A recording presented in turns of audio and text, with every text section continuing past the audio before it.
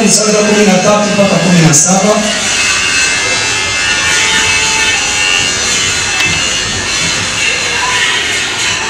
24 Luka 13 mpaka 17. Biblia yangu ya Kiswahili inasema hivi, Luka 24 13-17.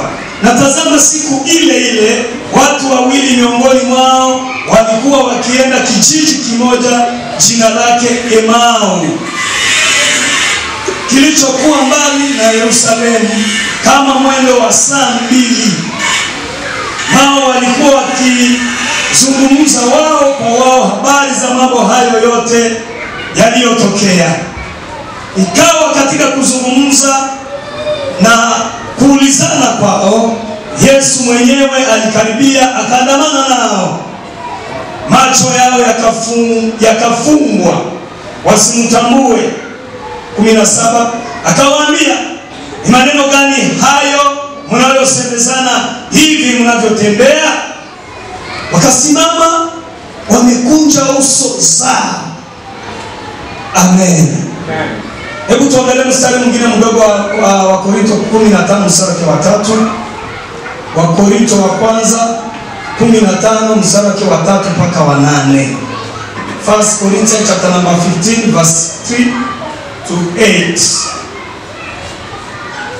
3 to 8 nasema hivi.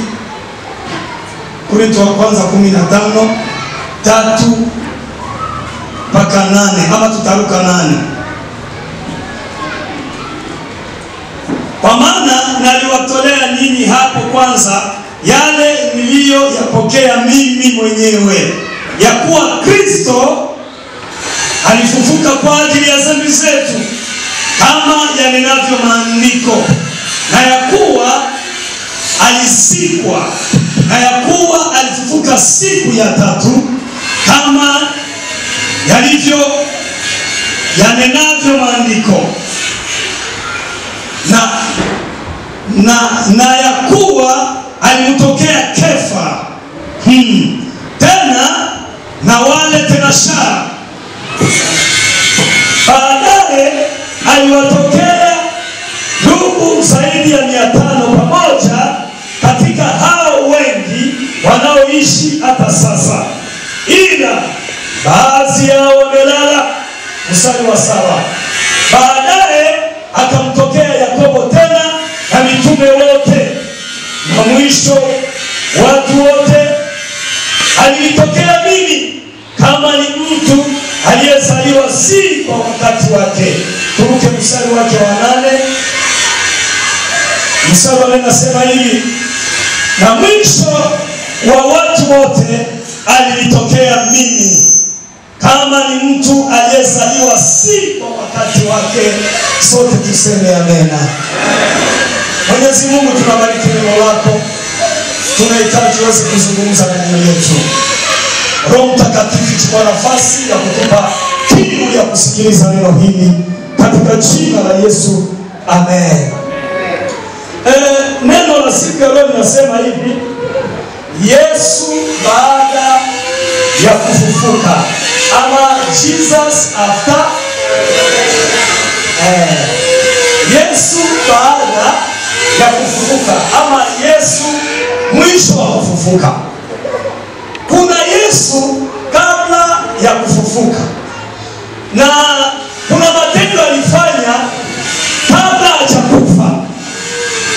Lakini leo tunaona Yesu baada ya kufufuka.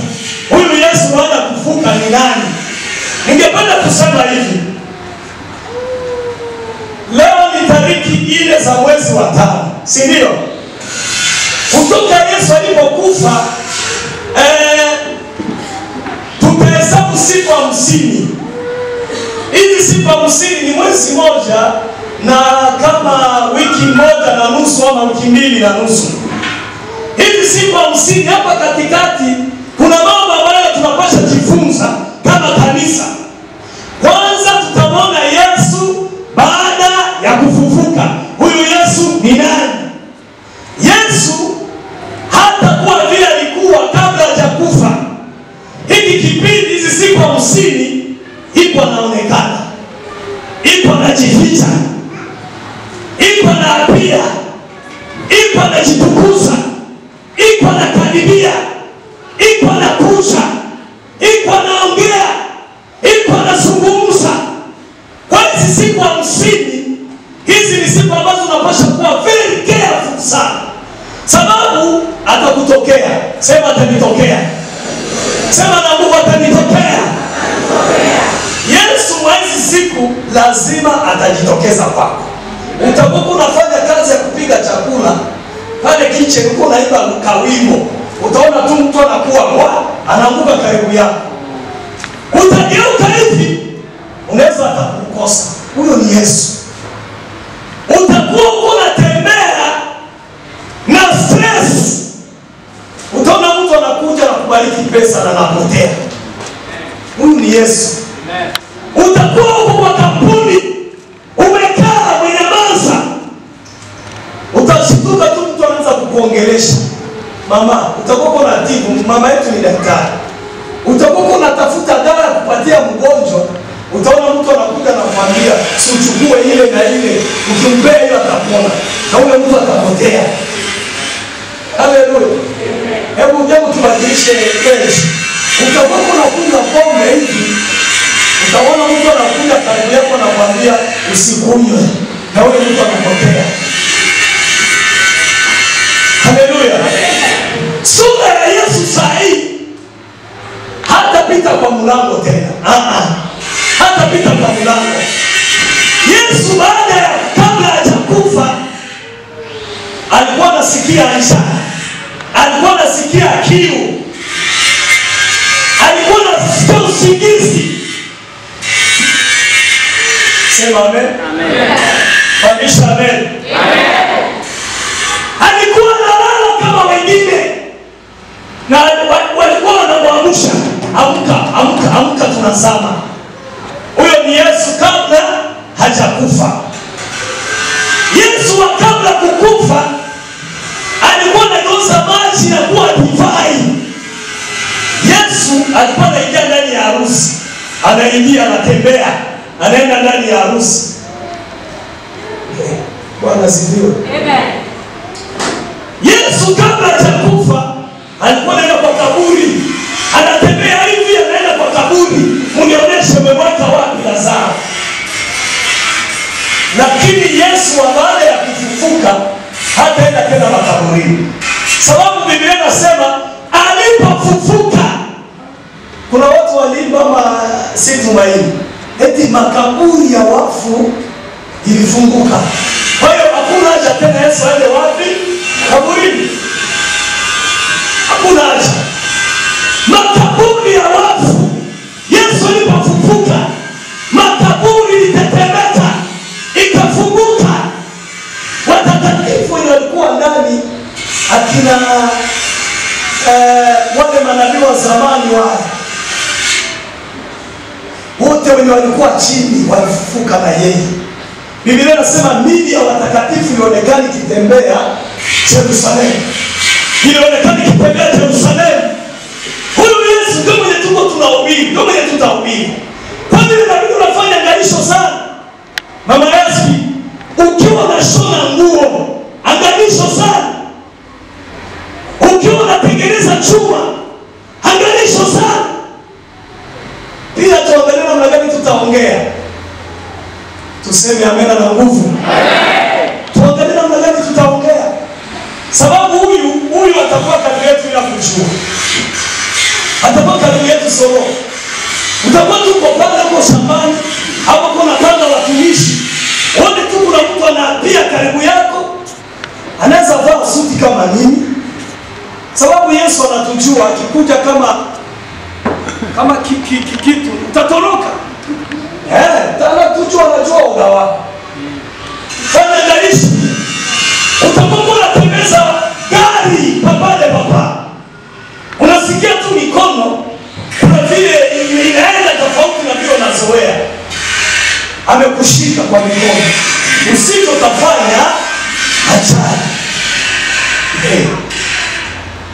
Bwana sifiwe. Amen. Waombaji tuseme amen. Amen. Na sisi ambao tunaomba tufanye angalisho. katika ile hali ya kuomba utajipata ulimi inaanza ongea vitu zingine zenye kuandaa kwa maombi.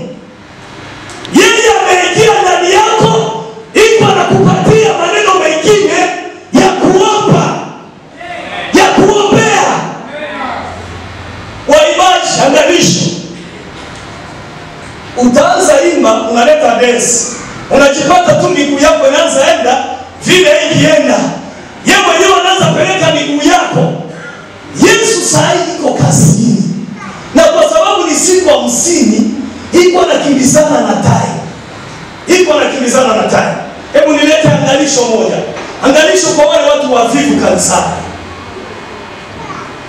Wavivu mnanisikia? Hawako. Hangina watu wavivu kanisani. Sababu utajipata kuna mtu amekushika hapa. Anakuambia amka. Amka wewe. Yesu saa iko kazini. Anakimbizana na siku 50 aweze kuovertake ama kupitana na Holy Spirit. Unajua hizo siku 50 zikiisha alisema nitatuma nini? Roho msaidizi. Kwa hiyo hapa katikati yeye mwenyewe yuko kazini. Acha usingizi. Wale watu wa usingizi mfanye angalisho kanisani. Tu utapata mtu anakutandika kofi kwa macho. Na anapotea. Mchui wewe umenigonga, si mchui. Si yeye. Yuko kazini ndio amalize kazi yake, ampe Holy Spirit aendelee, si ndio? Sasa maandiko matakatifu yanasema hivi. Alipofufuka, jambo la kwanza alimwambia mwanamke usiniguse. Usiniguse. Niache kwanza nende kwa baba yangu. Na utukufu wa pili wa Yesu ulikuwa wa ajabu sana. Revelation chapter number 2 inasema hivi. Yohana ndio mwenye analeta picha ya Yesu vizuri. Yohana anasema hivi. Mimi Yohana nilimuona. Na nilipomuona nilianguka chini. Ndio kwa maana tunasema hivyo, Wakristo kufanya angalisho. Kufanya angalisho. Angalia namna gani unatembea katika hizi siku. Utajipata kusumba huko na ongea maneno, utajipata amesimama karibu yako. Na kama utakuwa kwa roho, atakwambia nini utafanya. Na kama utakuwa kwa roho, atakuelekeza saa hii iko katikati yetu. Na kama utakuwa umesimama vizuri utaanguka chini. Sababu glory yake saa hii papa ni kubwa zaidi kuliko ile ya kwanza. Ile glory ya kwanza mhubiri wetu mama Abraham alituambia mwanamke mmoja alikuwa anatoka na damu alipita nyuma kagusa nini? Saa hii hakuna mtu atamugusa. Alimugusa pale mbele. Saa hii hakuna mtu atamugusa. Hakuna. Maana glory ya Yesu saa hii, utukufu wa Yesu uko juu zaidi, zaidi, zaidi, zaidi. Hata ukijaribu kumwangalia na macho hivi, kama ukumbiwaga na macho yako na nguvu, unaweza baki kipofu milele. Milele. Sababu mtu mmoja anaitwa Sauli anatuambia, nilipomuona hivi nilianguka chini na macho yangu yakaingiwa ndani upofu.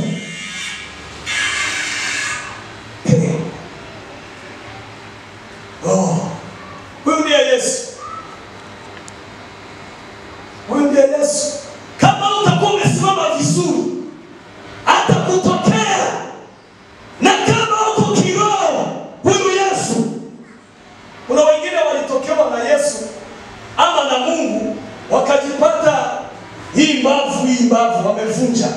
Kola imevunjika. Wakaanza tembea wakiwa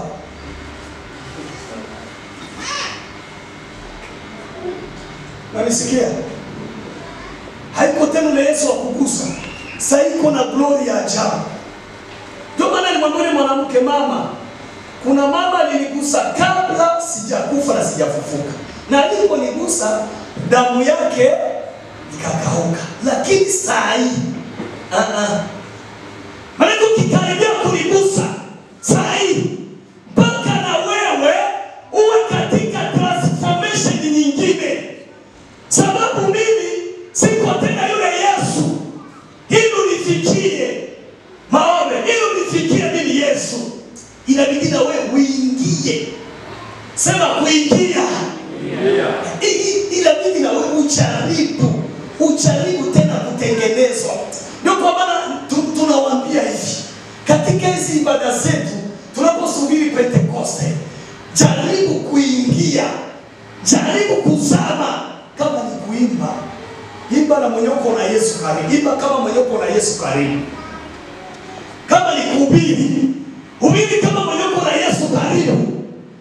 Kama ni maombi, tingiza ile karibu yako, mwambie Yesu uko karibu yako. Yesu uko karibu yako. Unaweza kioko unapata huyo ni Yesu kwa hapo. Wewe mwenye unatingiza kumbe ni Yesu, lakini amevaa mwili wa justice. Huyo ndiye Yesu mtukufu tunahubiri saa hii. Atatokea watu wengi hapa, wengi watamwona, wengi. Kuna wale watamwona kwa ndoto, kuna wale watamwona kwa safari, kuna wale watapita katika giza, atakuwa na wao. Kuna wale ataingia katika biashara zao, kuna wale ataingia katika ndoa zao, kuna wale ataingia katika mipango yao, kuna wale atarekebisha. Huyo ndiye Yesu mwenye tuko tunasubiri. Watu wawili wakasikia habari yake, wakasema no, hii habari haijawahi kuweko katika Yerusalemu.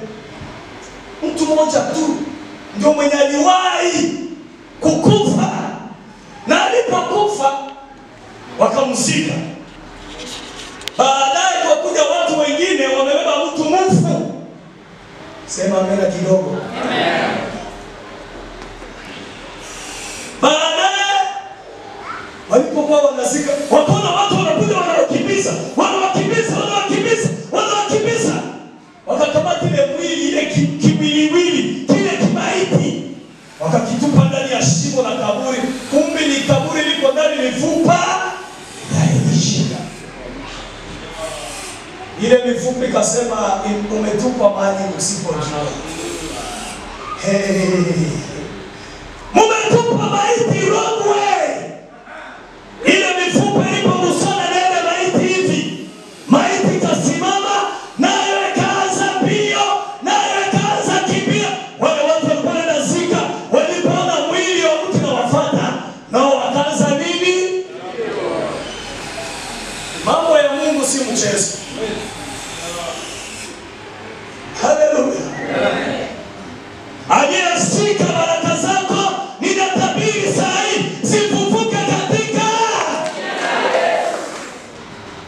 Huyo ndiye Yesu wa pili mwenye tuko naye, mwenye anaweza rejesha vitu vilivyochukuliwa, anaweza rejesha matumaini. Imagine watu wameenda zika mtu, si wamepoteza matumaini, si wameenda kutupa. Kuzika manake kuweka, manake kutupa, hatumsabiri tena. Huyu mtu angali na miaka yake ya kuishi. Haya maneno hapo ya tafakari, napata kuelewa ya kwamba kuna watu wanakufaga na miaka yenye walipangiwa na Mungu haijafika. Napenda munisikie hivi. Kule Kongo mahali kunaitwa Kisangani. Kisangani ukipita Aruara, pamoja ya Uganda na Ituri, kifika Kampala unaenda kule Aruara, Ituri. Huko ndio kwenye Kisangani iko. Kisangani iko karibu na Central Africa na South Sudan. Miaka ya zamani 1995 huko, kuna msichana alikufa kwa boma fulani. Na huyu msichana alipokufa, wakaenda wakamzika kwa shamba ya mandizi. Basi wakaenda wakaendelea na biashara zao, kajua amekufa, amezikwa. Baada ya siku ambazo si kidogo tu. Umoja wa familia akaenda tembea Kishasa. Kutoka Kisangani kwenda Kishasa unapita River Congo. Kule kwenye wandugu zetu wamoja walitoka kule River Congo na Congo Forest. Akaenda Kishasa, kufika hapo akaenda sokoni. Alipofika soko akaenda kununua avocado.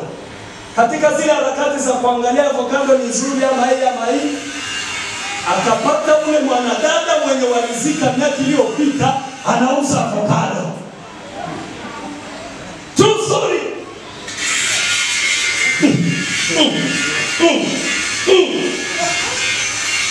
Akaogopa, mwenye alikuwa kumrogopa nini? Huyu mchumi huyu ni mtoto wa kwao na bahati. Kwao na bahati, ndio kwao na huyu mtoto. Ndio Kiswahili ya Kongo kwao. Sasa huyu mtoto alipoteaka miaka mingi iliyopita. Kweli wakamkamata. Ule baba akasusha, wakaleta watu wakamkamata, wakamfunga mikono. Wakati ule kulikuwa zile telefoni za wakaita kwa mtoto wenu tulimbata huku. Kweli kwao wakakimbia kwenda una kaburi. Kaburi lishashuka, lishajaa. Familia katuma mtu kwenda Kishasa. Alikwenda Kishasa, kwenda wakakutana ni nini? Sasa nao wakaenda wakafanya kidogo, unajua tena ile ya madawa. Wakaambiwa mchukue hii na hii, wakampaka. Kisha wakaleta wanaume wanajua piga kofi mzuri.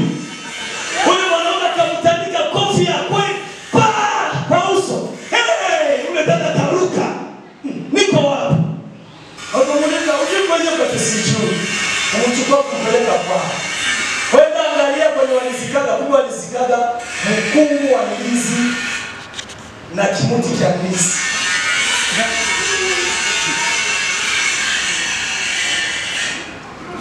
Mtu alikufa, wakaombeba kumtumikisha. Wao walikwenda wanazika ndizi na kimuti cha ndizi. Hii inatuonyesha kwamba kuna watu wanakufa. Tunaweza wasika kifo cha mapema, kifo kisichotoka kwa Mungu. Hata historia niliwahi kusikia Mombasa. Nasikia Mombasa kuna kitu kama hivi kilitaka kule.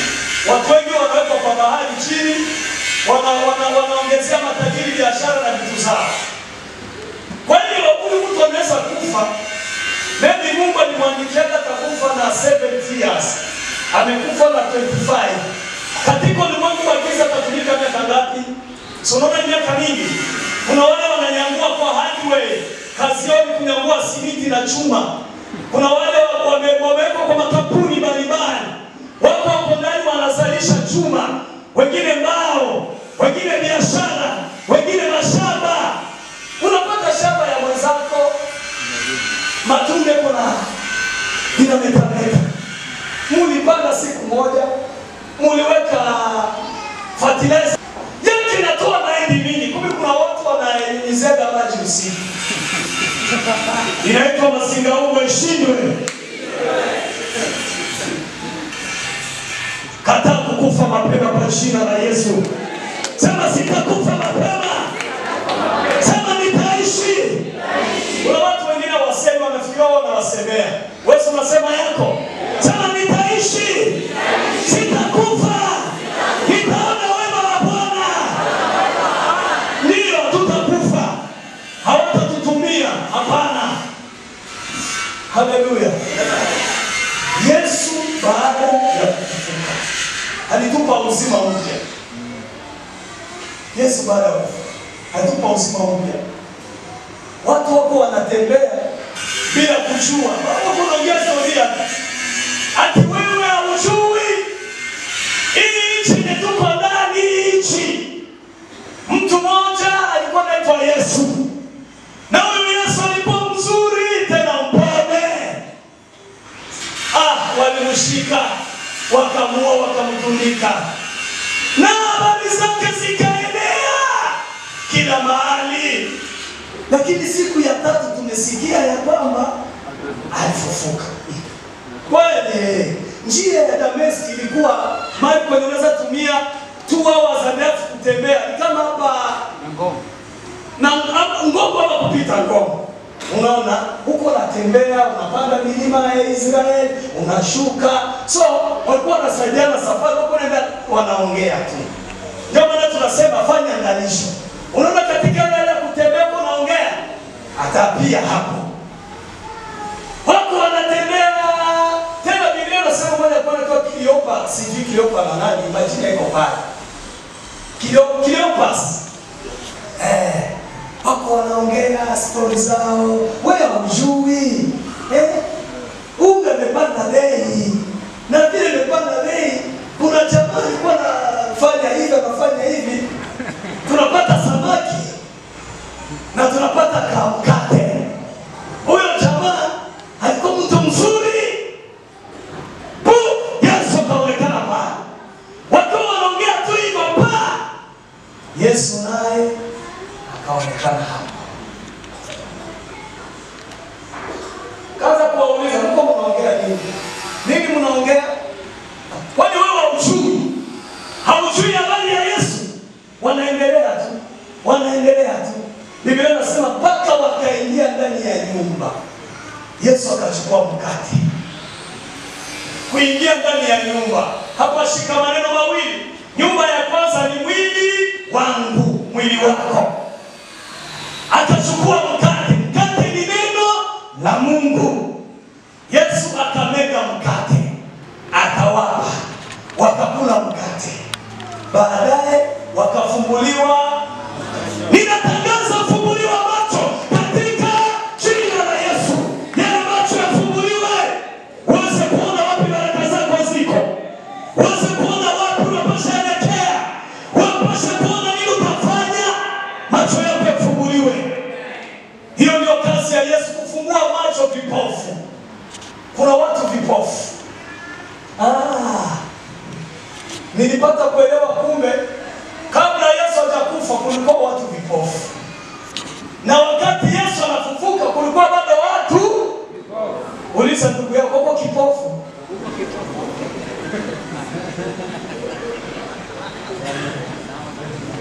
Kuna watu vipofu. Kuimba sana haiwezi kufanya ukose kuwa kipofu.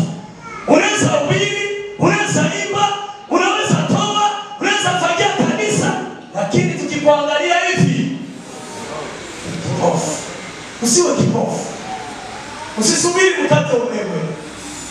Sema amena zaidi ya mwenzako. Akamega mkate akawapa, macho yao yakafunguliwa.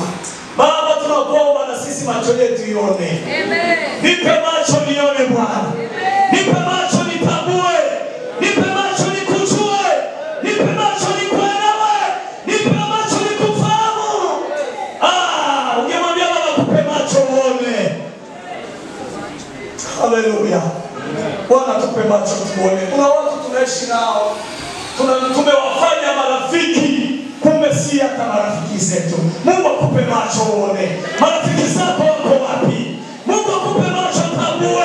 Marafiki zako wako wapi? Angalia. Si kila mtu anapaswa kuwa rafiki yako.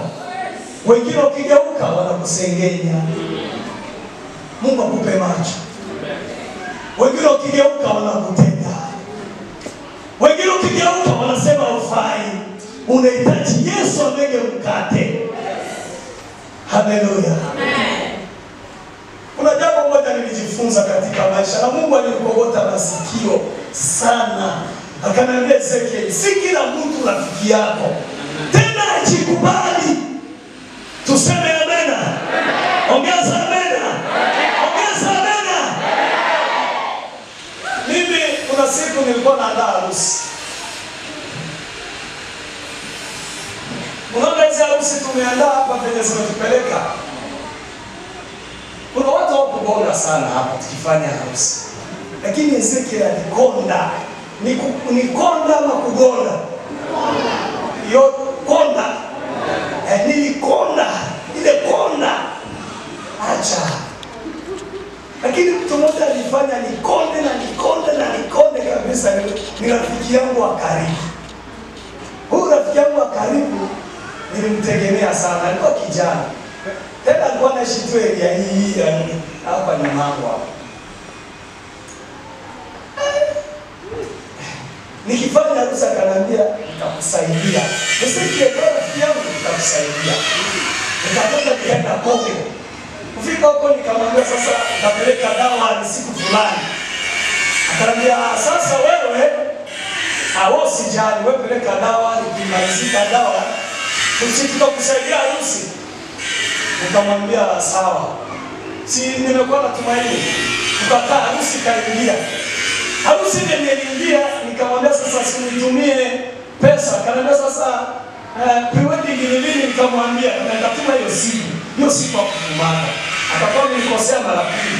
Akaniambia nikamwambia after pre-wedding si ungetuma tu, akaniambia subiri nitakutumia ikikaribia harusi. Na mimi nikakaa niko na unajua kuna rafiki ulo na pepo, unaona huyu hawezi nikosea, si ndio? Kila mtu kuna rafiki hapa. Hata Yesu alikuwa na rafiki. Lakini ndugu yangu, Mungu akufungue macho ujue. Unaona si kushare chakula hapo ndio rafiki. Usifikirie sasa nimekupeleka out ndio umekuwa rafiki. Wako unanipondea. Unaweza uko unanipondea. Rafiki si kupelekana out. Ndugu yangu, rafiki niliona rafiki moja, una mpendwa mmoja alifanyaga ajali hapa. Nikasikia habari ya mtu mwingine mwenye alifanya kwa ajili yake hapa. Nikasema kanisa tuko na upendo. Hiyo ndio rafiki. Si kupelekana out. Ule jamaa harusi iliingia.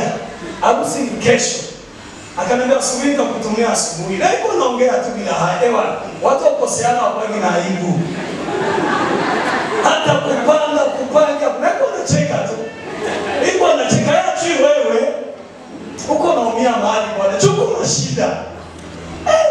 Ilifika wakati nikamwambia nisaidie basi unitumie hata chupa moja ya soda, ilikuwa 35 bob ule wakati. Nitumie tu chupa moja ya soda 35 bob. Maana ukituma 100 tapata chupa 2. Akanima hizo mbili. Nilisikia mbaya sana. Nilisikia mbaya, nilipatwa na uchungu. Sijui ni mama kama wanaona alikuwa sijui ni mama alikuwa anafundisha kuhusu kusameheana. Ndio nikasikia haikuwa rahisi, nilisikia kuchukia sana. Nilimwambia nipe tu chupa moja ya soda moja hii. Acha baba, kuna watu hapa mbele yangu hapa, lakini sio wewe.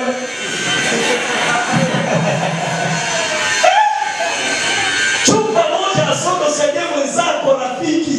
Huko namuita rafiki. Jamaa kanima, nilisikia vibaya sana. Nikasikia mpaka nimwambia mama Yesu huyu jamaa huyu.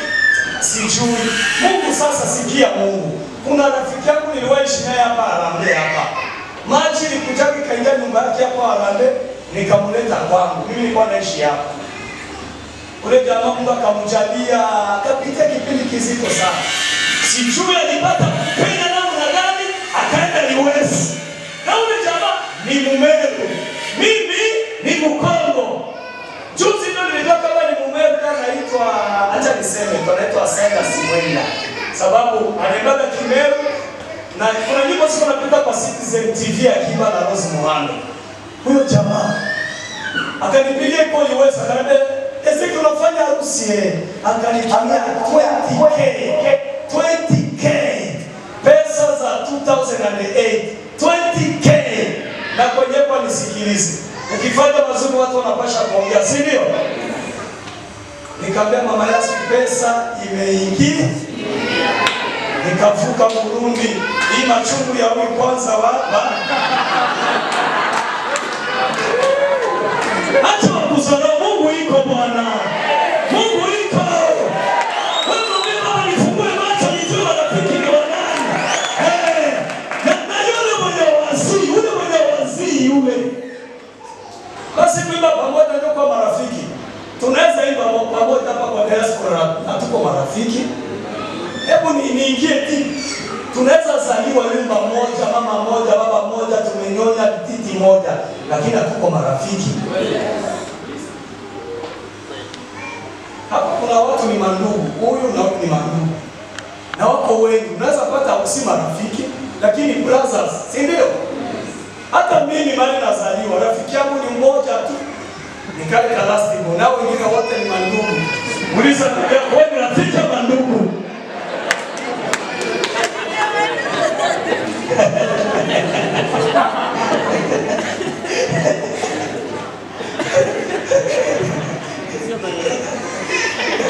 Unajua, unaweza kuwa wewe ni ndugu wako.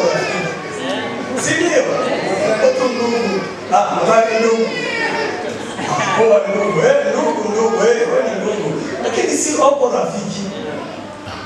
Ndio kwa maana hata sisi ambao tumeoana, tuombe Mungu atusaidie.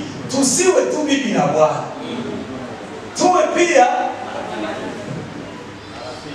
unajua bibi yako akiwa rafiki yako hata mficha kitu. Ungali unaficha bibi yako password yake. Kisha unasema ni rafiki. Hata na wewe.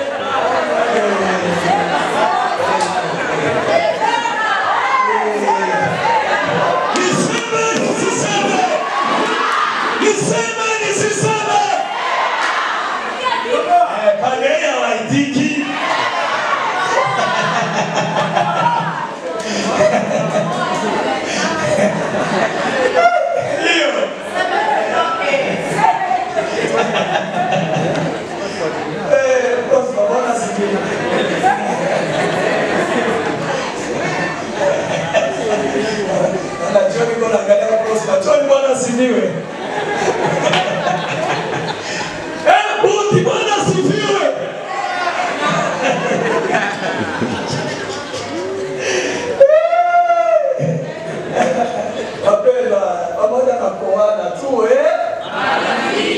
Hata Yesu alikuwa na rafiki yake.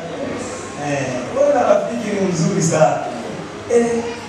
Ati ni 7 ndio basi wala. Akiingia 7 haileti. Haileti wala. Oh, nilisahau sio 7 ni. Uje ni fingerprint. Unajua tunaweza Jamani. Okay, tuache password ya kufungua simu. Na ile nyingine anajua? Na hiyo nyingine, hiyo password ya pesa. Anajuaga? Hapana, hawezi jua pesa zangu. Pesa zangu ni zangu bwana. Pesa zangu ni zangu. Si mko marafiki? Ama mko marafiki? Haleluya. Mungu atufungue macho tujue. Na ukifika nyumbani uliza mama Yasi, muulize mama Yasi, wewe ni rafiki yangu ama wewe ni bibi yangu? Sababu bibi siku hizi hata umbwa anaondoka bibi. Hata ngamia, hata pusi. Unasikia ati mtafute jina gani ya kizungu? Kule kwetu Marekani. Unasikia ati mimi nimeolewa na umbwa anaitwa PDD. Kuna bwana umbwa, unajua. Sasa kuna bwana umbwa na kuna bibi na mtu anaweka mamilioni ya pesa pale. Nikikufa pesa zangu zote ziende kwa huyu umbwa. Usite umbwa utafungwa wewe, bibi ya mwenzako. Ni bwana mwenzako huyo unafungwa. Unaona unafanya harusi mpaka amevalishwa suti. Hadi umbwa tunaenda harusi ya umbwa. Utafungwa utakucha Afrika. Tunakutahadharisha ukienda huko. Ukialikwa harusi, usiseme nilialika harusi. Utarudishwa Afrika.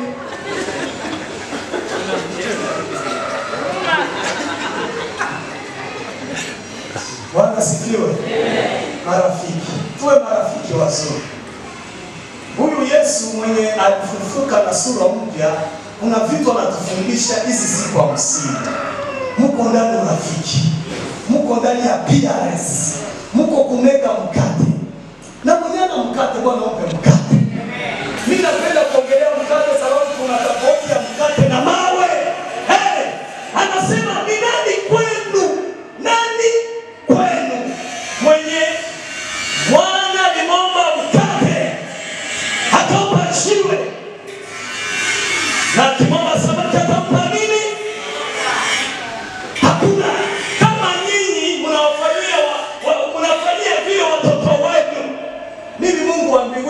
nitakosa kuwabariki. Mwenye ana mkate itishe mkate. Mkate wa Bwana hauharibiki. Wapendwa, Biblia inasema waliomba mkate akawapa mkate, na walipoomba nyama aliwapa kware. Aliwapa kware. Bwana sifiwe sana. Walipoomba nyama aliwapa. Zamani sana nilikuwa na winda. Zamani sana nilikuwa na winda. Unajua Ezekiel, Mungu alikuwa anamwandaa kuwa mtumishi toka zamani. Mimi najua kuwinda kwa msitu na kutega ndege na ile kuzichapa hivi nilikuwa nafanya. Na nilikuwa napanda miti sana juu, napanda huko juu. Naenda toa kuni huko. Mimi najua panda kwa mti. Sakara nifikiri. So katika kuwinda niliwahi kutega kware. Kware nikakuka tamu. Kwanza kikachoma hivi masaa ya saa 4. Unaona masaa ya saa 4 jua imeanza kuwa kali kidogo, unakachoma hivi. Unakataka pilipili na unajaribu kuweka kachumvi kisha unakachoma kwa moto ya makaa. Baadaye unaletewa ugali yenye koraini. Masaa ya saa 4 saa 5 hivi. Ugali unasikia ugali uko naongea. Unameza ugali unasikia ugali unaongea.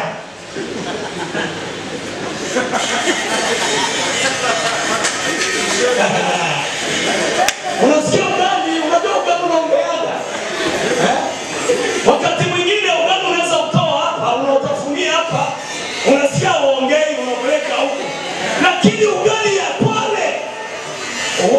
Kwale huwezi peleka mara pili, ni moja tu. Ni moja tu.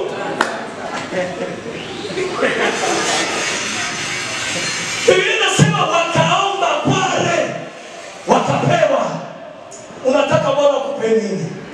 Unataka Yesu akupe nini? Unataka Bwana kutendee nini? Unataka Bwana akupe nini? Ni nini ngumu kwako? Mkabidhi Bwana mizigo yako. Ninapomalizia niseme mambo mawili muhimu. Jambo la kwanza niwaambia, amani iwe. Sema Yesu nipe amani. Yesu nipe amani. Nilifanya research moja ya KDF wakienda Somalia. Kuna wakati jeshi letu la Kenya lilikuwa Somalia, lakini nilikuwa nimevaa umbrella ya Africa Union. Nikafanya gharama ya yenye UNHCR, United Nations, wanatumiaga kwa kutuma majeshi katika nchi kwenda kuleta amani.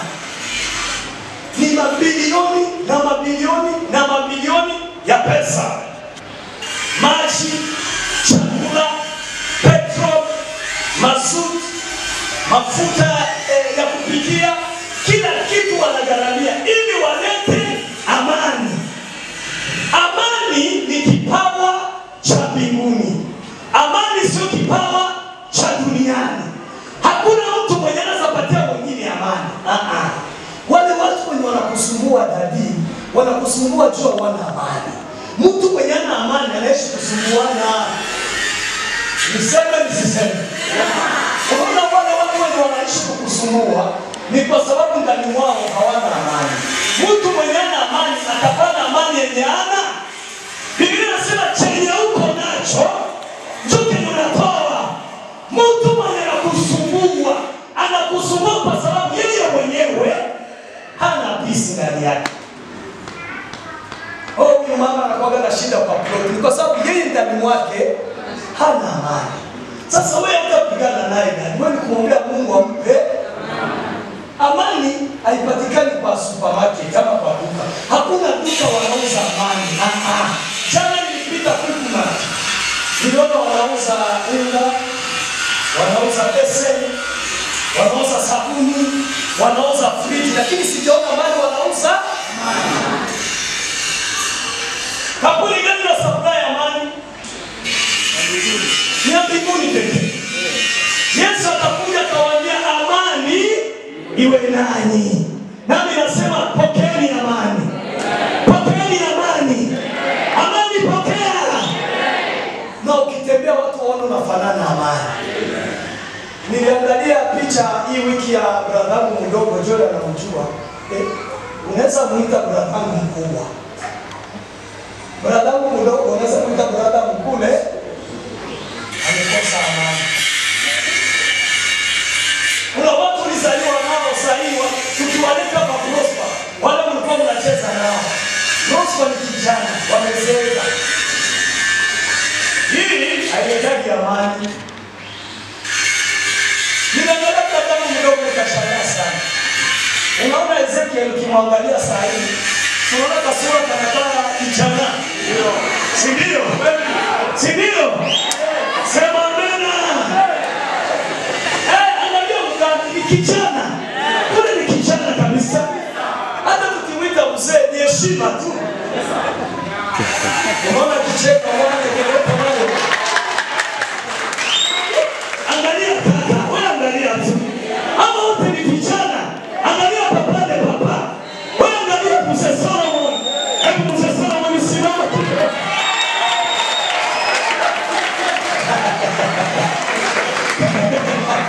Hallelujah.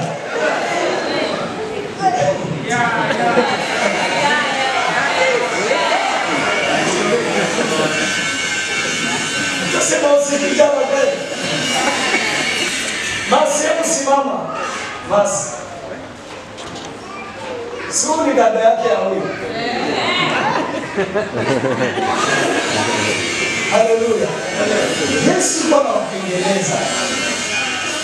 Iko mama iko hapa. Mama ule. Kwamba wanasema minere. Tupigie makofi. Huyu ni Yesu. Niko na picha nileta kwa WhatsApp ya pesa tosha. Tuko na Solomon.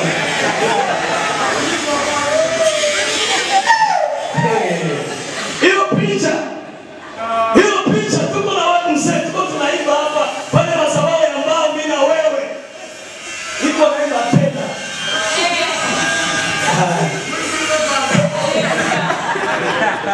Haleluya. Yesu ni mzuri wapendwa. Ametupa amani. Hata ile kuimba inatoa mistari ya kuna ile mistari hapa. Unakaa kama mwenye uko na kamfereji hapa na hapa. Yesu ameondoa mifereji bila massage. Yesu ameondoa mifereji bila chima. Kuna siku tunaenda Bwana. Roho Mtakatifu anatufanyia chini. Ungepiga makofi. Haleluya. Na Bwana sikia nikwambie dada mwenyewe hapa. Biblia inasema hivi dada yangu. Katika kitabu cha Yeremia, eti ni mwanamke gani mwenye anaweza sahau kujipodoa? Sema nirudie tena. Dada yangu na mama yangu mwenyewe uko hapa. Biblia inasema katika kitabu cha Yeremia, eti ni mwanamke gani? Biblia inasema ni mwanamwali gani anaweza sahau kuchukua kioo? Tingiza ule dada mwambie jali kioo. Mutingiza mdogo na mwambie pana gusa kioo. Asutingiza yeye. Mwambie chukua tani na kioo. Mama Kitai, chukua tani. Nyorosha kabisa nyaki yako. Nyorosha na hii. Nyorosha. Pata kikuangalia seme yes. Yesu amenipa amani. Haleluya. Hiyo ndio sura ya Yesu tuko nayo. Sababu Yesu alikuwa na sura mpya, si ndio? Hakuna mistari hapa, mistari no. Unakaa mistari kama mwenye uko unalia. Leo asubuhi nimeingia kwa matatu ingine. Mwenye mama alikuwa karibu yangu akaanza lala. Tulijika mbele. Akaanza lala. Mimi nikimwangalia naona kama nilikuwa nalia.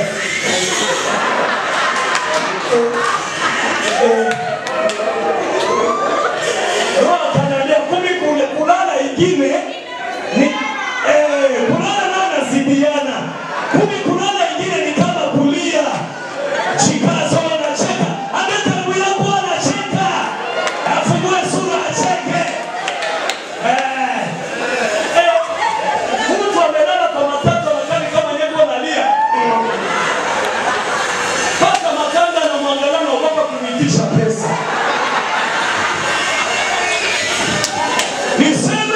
nisiseme?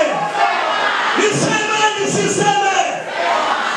Yesu baada ya kufufuka alitufanyia masaji. Huwa unacheka, kucheka ni kipawa. Hii inaitwa joy. Huwa unacheka.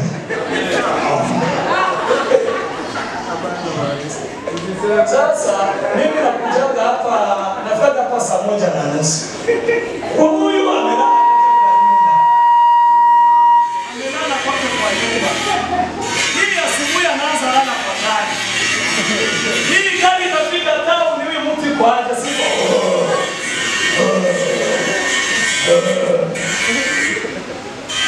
Mungu alituondolea hiyo. Tunaona hata ukicheka unafanana vizuri. Tunaona vile unacheka unafanana vizuri. Kuna mwingine kucheka hapa ni kama ndio kulia.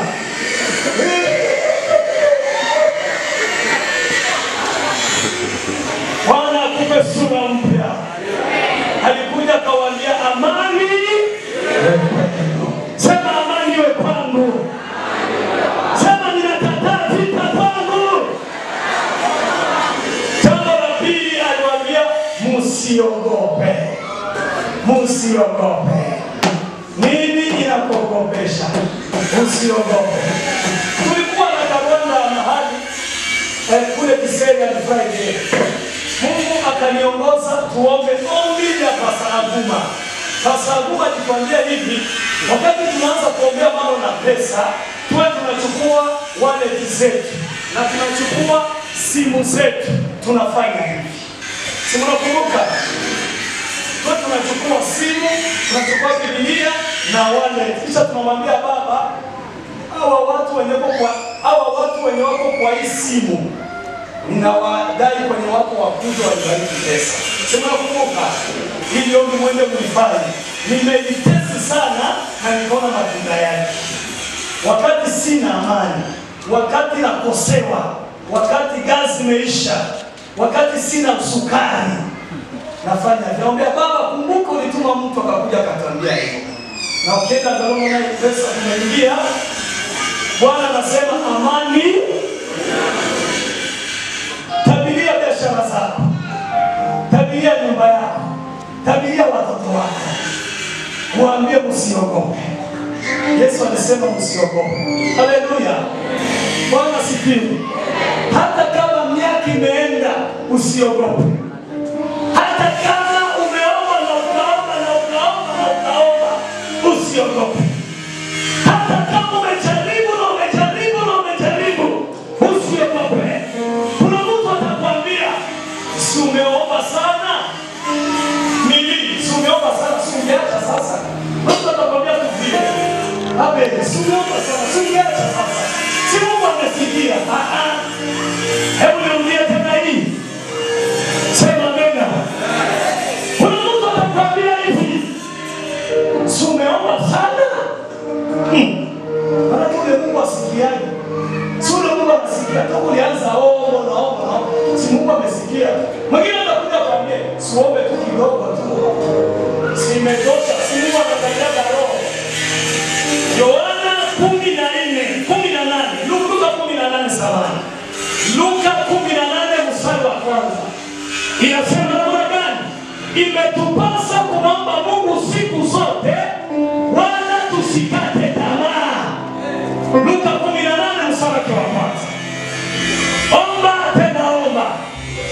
Omba tena omba. Maombi naomba oga. Yesu anasema msiogope. Hata kama haujalipa rent utalipa. Vile tu leo. Sema leo. Leo tumelipa ya Mungu, hata yako Bwana atalipa. Nimekuwa nikisema neno la nguvu.